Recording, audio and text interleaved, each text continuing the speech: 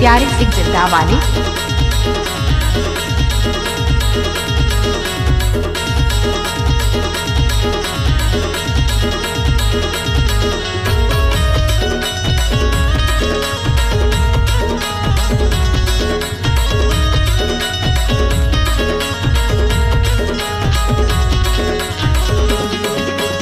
प्यारे सिंह जिंदावाले,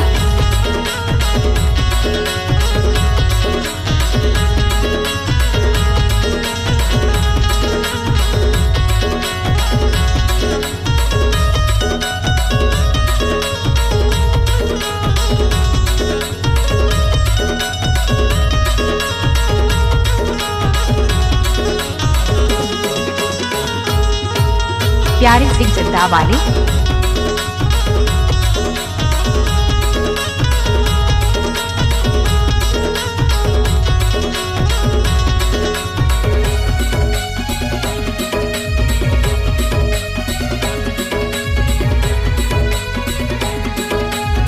अगर KRAC का गाना अच्छा लगे तो लाइक और शेयर और सब्सक्राइब जरूर करें।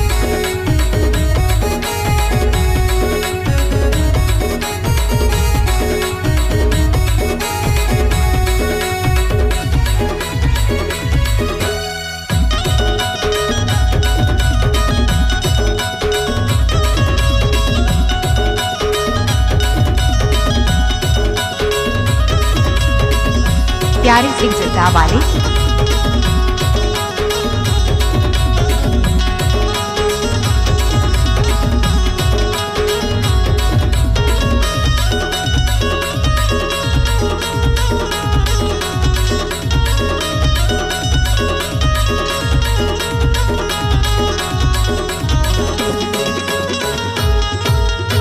प्यारे सिंह जिंदावाले।